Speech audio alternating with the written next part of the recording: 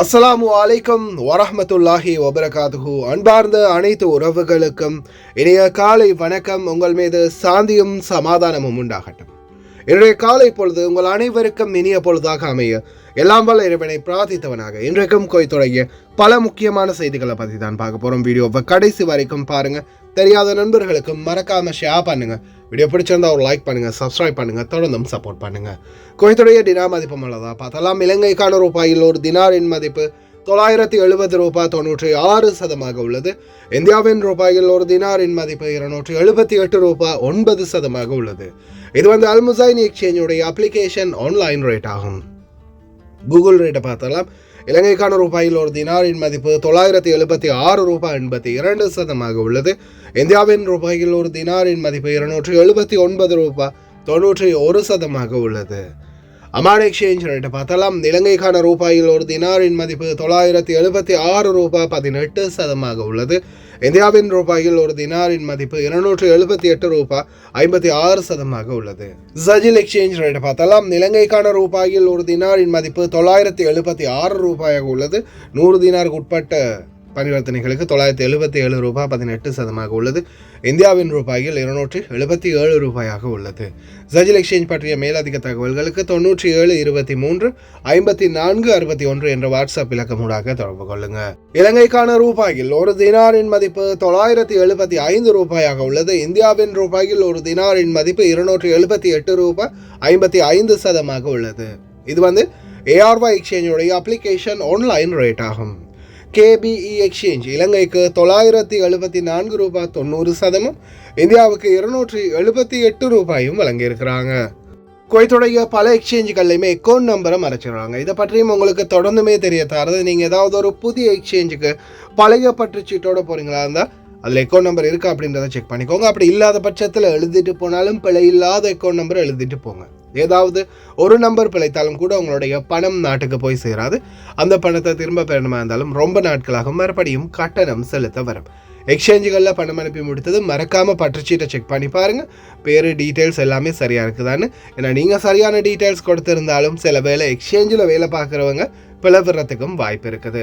United gulf exchange corporation இந்தியாவுக்கு பணம் அனுப்ப 750 ஃபில்ஸும் இலங்கை பணம் அனுப்ப ஒரு தினாரும் கட்டணமாக அறவிடுறாங்க. அல்சாமில் எக்ஸ்சேஞ்ச் கார்பரேஷன் ஒரு தினார் மட்டுமே கட்டணமாக அறவிடுறாங்க. யூஜே எக்ஸ்சேஞ்ச் கார்பரேஷன் ஒரு தினார் மட்டுமே கட்டணமாக அறவிடுறாங்க. Kuwait Asian international exchange 750 fils மற்றும் ஒரு தினார் போன்ற கட்டணங்களும் அறவிடுறாங்க. குவைட்ல அல்நாதா, ARY, அமான் எக்ஸ்சேஞ்ச், யூஜே, அல்சாமில், Ansari exchange, Lulu exchange, Joyalukkas, KBE, UAE, Oman exchange, Bahrain exchange, BEC, world street exchange, ஜஜில் exchange, Malik exchange, international exchange, Al Shafa exchange, இது போன்ற இன்னும் பல எக்ஸ்சேஞ்சுகள் இருக்குது. ஒவ்வொரு எக்ஸ்சேஞ்சுகள்லையும் ஒவ்வொரு விதமான கட்டணங்கள் இருக்குது. அதுலேயும் குறிப்பாக ARY எக்ஸ்சேஞ்சை பொறுத்தவரையில் 750 ஃபில்ஸ் வெள்ளிக்கிழமைகளில் சில எக்ஸ்சேஞ்சுகளில் பிரான்ச்சில் அறவிடுறாங்க. அதே போல் 900 ஃபில்ஸ் அவங்களுடைய நிரந்தரமான கட்டணமாக இருக்குது.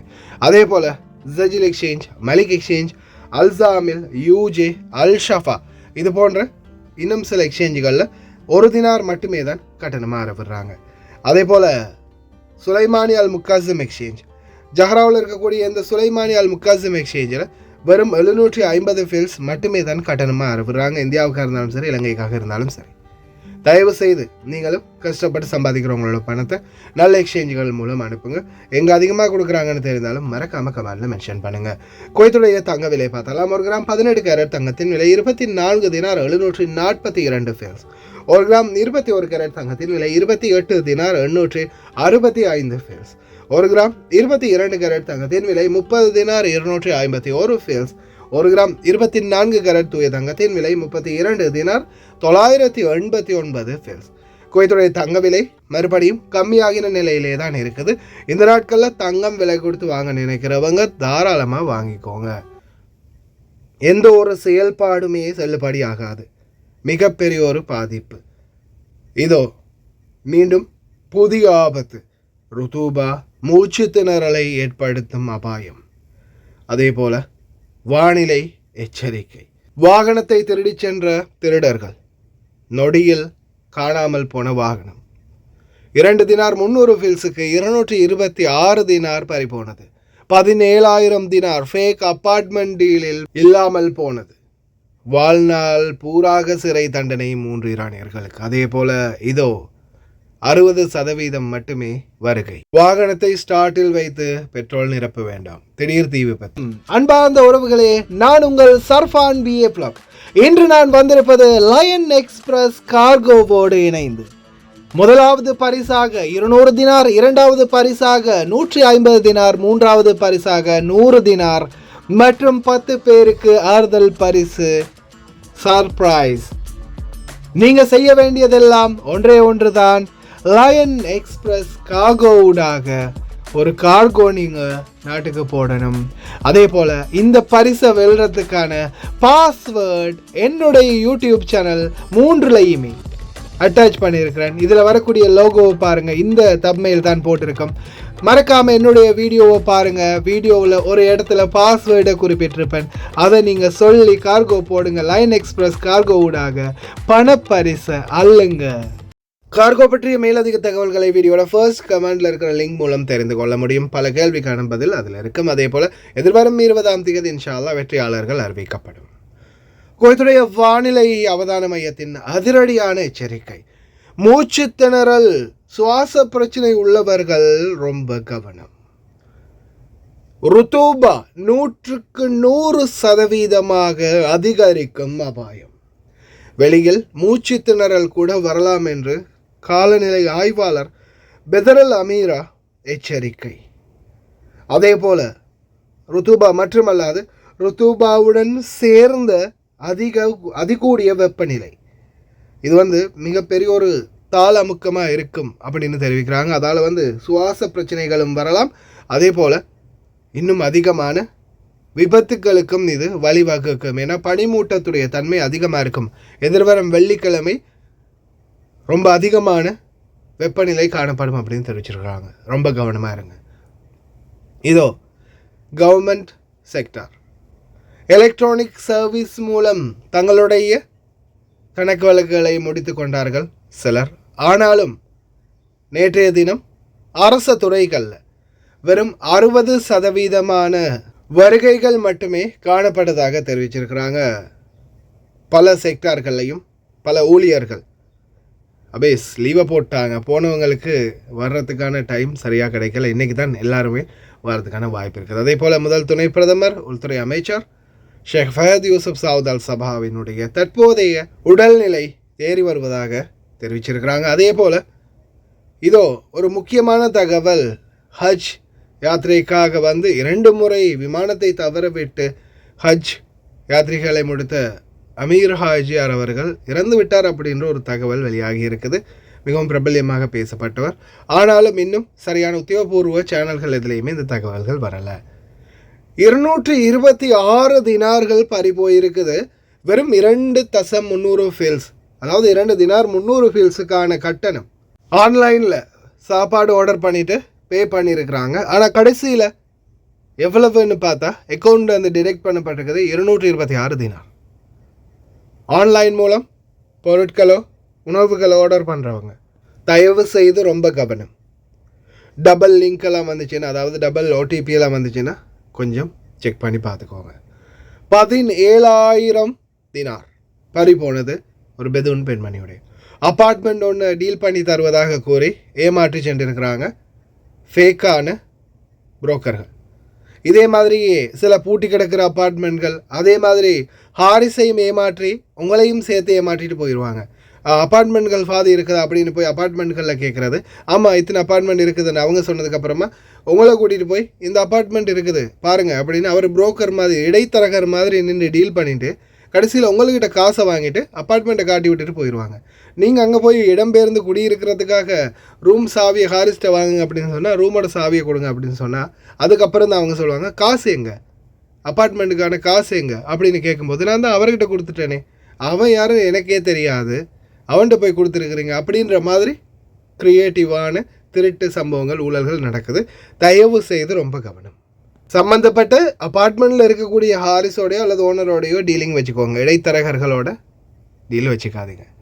அதே போல் இதோ கட்டணங்கள் செலுத்த தவறிய பட்சத்தில், அபராதங்கள் செலுத்த தவறிய பட்சத்தில் அனைத்து ஆன்லைன் செயலிகளும் முடக்கப்படும். எந்த ஒரு பேமெண்ட்டும் பண்ண முடியாது. உங்களுக்கான அத்தாரிட்டி ஃபுல்லாகவே பறிக்கப்படும். குவைத்தில் நீங்கள் முக்காலஃபா கட்ட இருந்தாலோ அல்லது பேங்க்கில் லோன் எடுத்து கட்டாமல் இருந்தாலோ வேறு ஏதாவது அபராதங்கள் கட்ட இருந்தாலோ தயவு செய்து வேகமாக அந்த பணத்தை செலுத்தி உங்களுடைய அந்த ரெட் லிஸ்ட்லேருந்து வெளியே வாங்க. அப்படி இல்லாத பட்சத்தில் ஒரு சிம் கார்டு கூட உங்களால் ஆக்டிவ் பண்ண முடியாது. டோட்டலாகவே பிளாக் ஆகிரும். 3 ஈரானிகள் 93 கிலோகிராம் ஹாசிஸ் போதைப் பொருட்களை கடல் வழியாக கடத்தி வந்ததால் ஆயுள் தண்டனை விதித்து தீர்ப்பளிக்கப்பட்டிருக்கின்றது. குவைத்தில் இன்றைக்கும் பல வெளிநாட்டவர்கள், இலங்கையர்கள், இந்தியர்கள் உட்பட பல வெளிநாட்டவர்கள் சிறையில் இருக்கிறாங்க. இந்த போதைப் பொருள் காரணமாக அற்ப ஆசைக்காக இடையில் பணக்காரனாகிடலாம் அப்படின்ற ஒரு எண்ணத்தில் குறுக்கு வழிகளில் போய் தயவு செய்து நீங்களும் பிரச்சனைகளில் மாட்டி நாளைக்கு உங்களுடைய குடும்பங்களையும் அனாதை ஆக்கிறாதீங்க. ஜெயில் தண்டனை முடித்து வெளியே வந்து பார்க்கும்போது குடும்பமே சீரழிந்து சின்ன பின்னமாகி கூட இருக்கலாம்.